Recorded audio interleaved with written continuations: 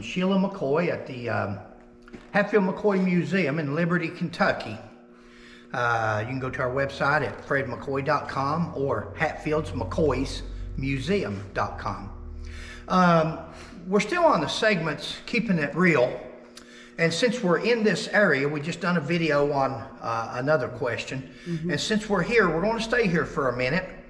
And I'm going to read a couple of things off the internet and off of a magazine that was written, and let you see how people adds to certain things or takes away to make it favor the person that they want it to favor. Okay. This one here says that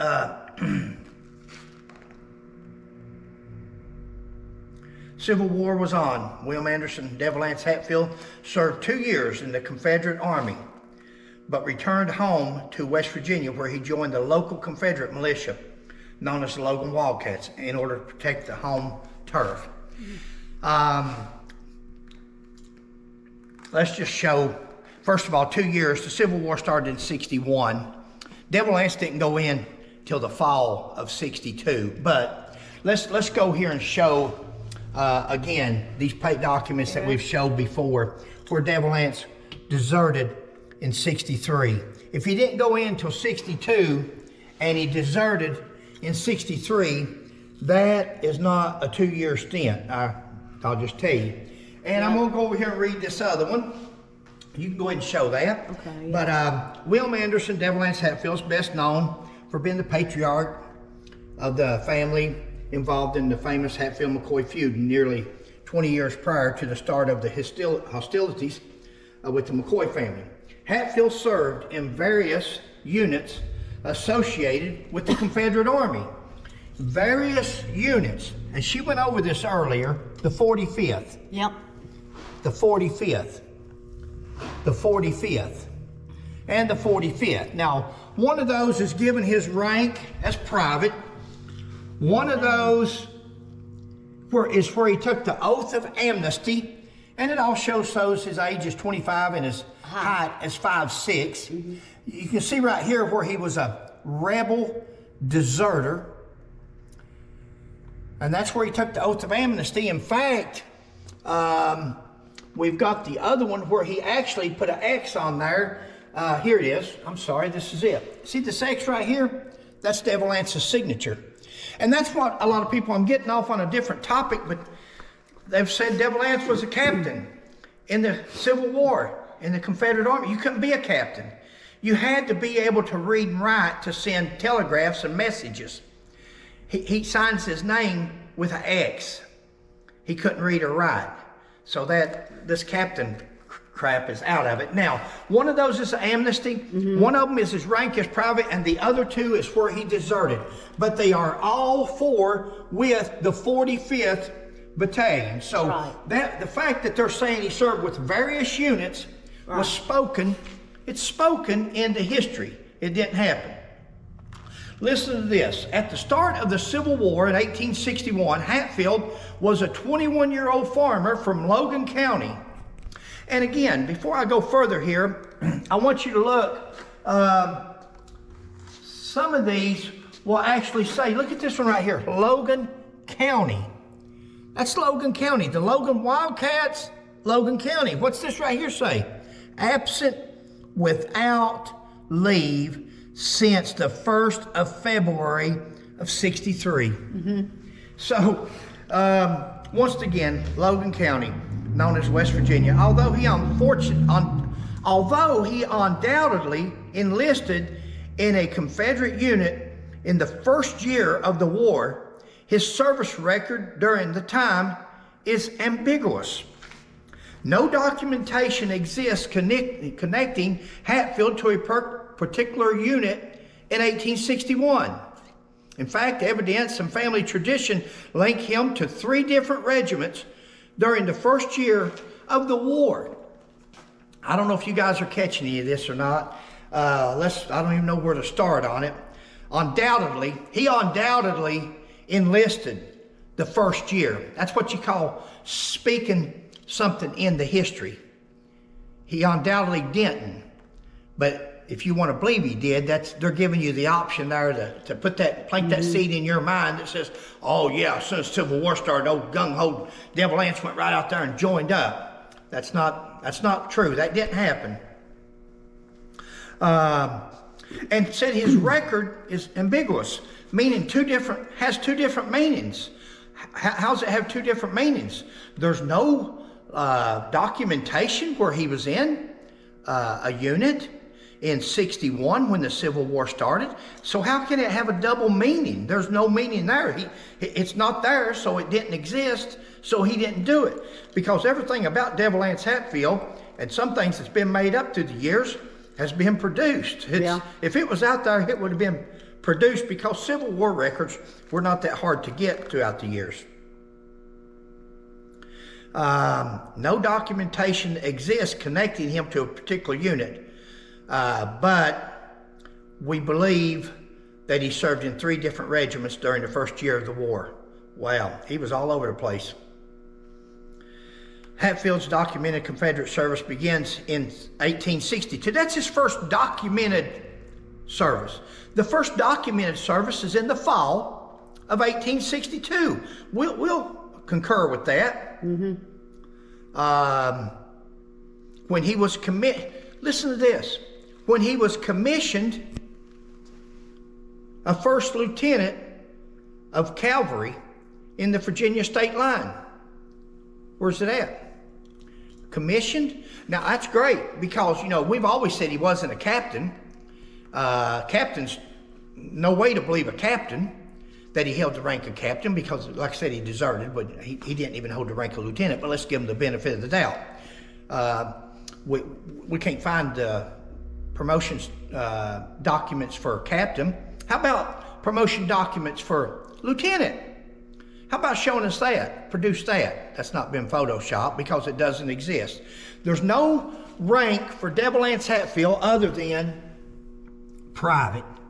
Now I'm going to show you what it would look like had he been elected or had he been appointed. There was 2 ways to make a lieutenant in the Civil War. You could also be elected.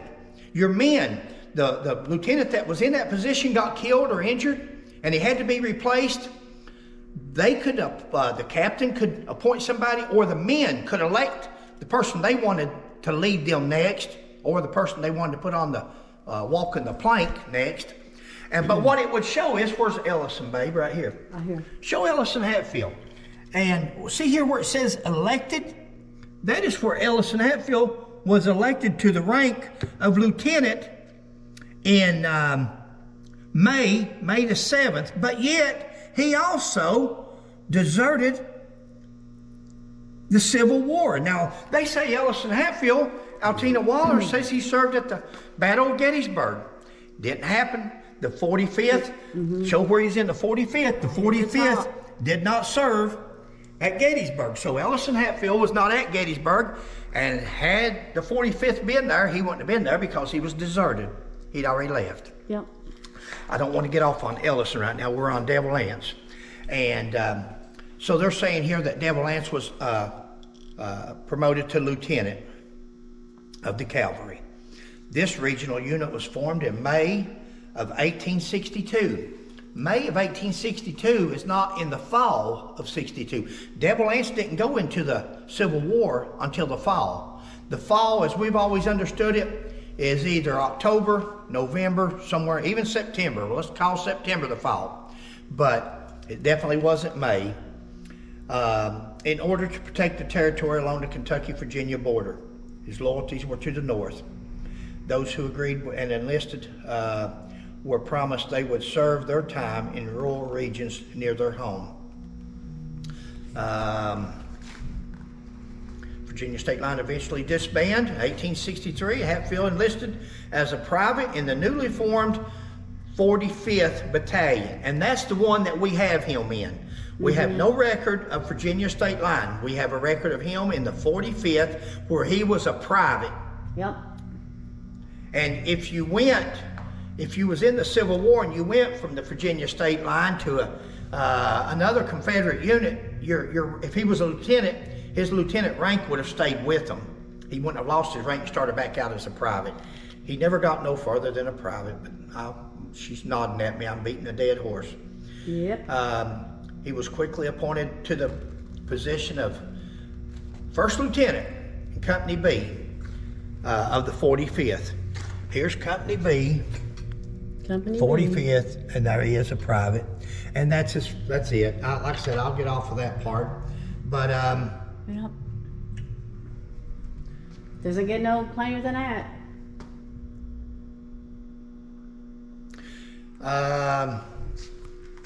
Other than that, we're going to Captain Hatfield secured the first two fell rifle, except war.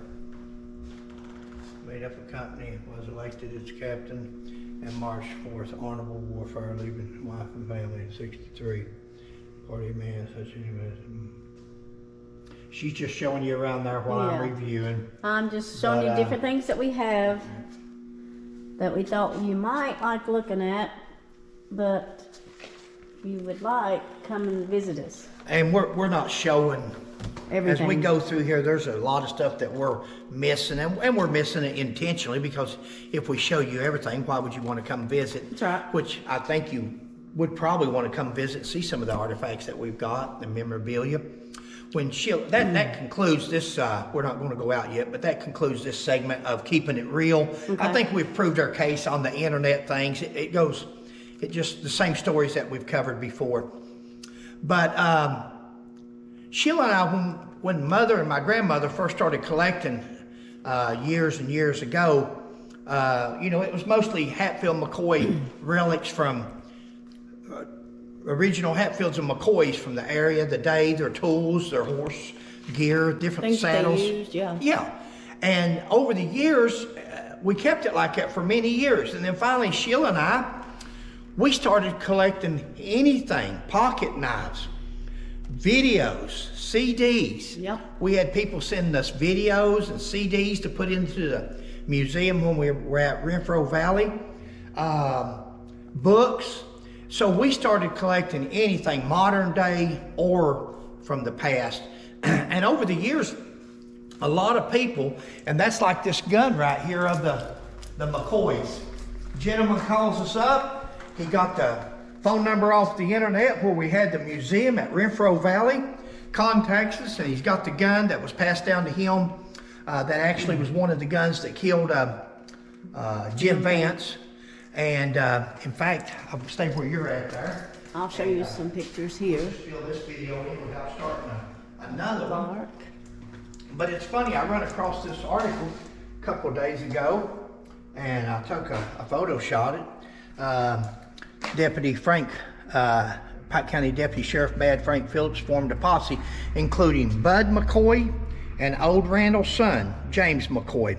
They set off to track down the Hatfields. The posse killed James Vance. And here's Bud McCoy. And it's never been disputed that Bud McCoy and Lark McCoy were not with that posse that day. That's actually children from Asa Harmon McCoy. Lark was his oldest son, and Bud was his youngest. Asa Harmon Jr. was his name. This is Jacob McCoy here. This gun that Lark McCoy is holding right there at Port Arms beside him is the gun that you're looking at right here. That's the gun one of the guns that shot James Vance. Yep. Jim Vance. Was it the gun that killed him? Who knows? But he did shoot him with that gun.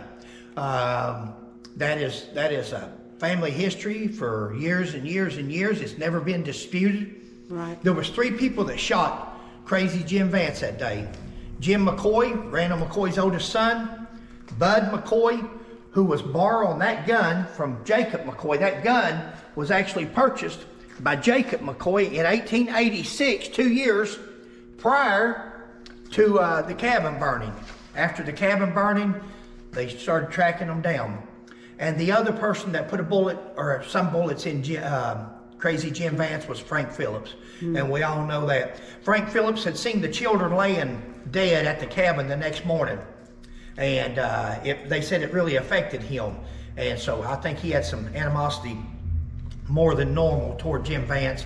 And they told some stories over the years that happened to Jim Vance Most of them I probably don't believe, but that I think he did blow his head off. There was a story that Frank Phillips took Jim Vance's brains out and shined his boots with them, and I don't believe that, but I We believe weren't there. So. Huh? I said we weren't there. Yeah, we're not there, and that's what we're doing, is trying to correct. She's trying to correct me when I'm trying to correct history, so I get it, I got you. And but we do attest that that's the gun, at least one of the guns that shot and killed Jim Vance. I agree. And if there's anybody out there that has anything Hatfield McCoy related that they can confirm and verify and certify, we'd be interested in talking to you about purchasing it for the museum, or if you want to put it in the museum on loan for people to view, we have no problem with that. So other than that, this is Fred and Sheila McCoy. We got off the subject, but this was keeping it real, and then we went on to the truth, but we'll catch you next time.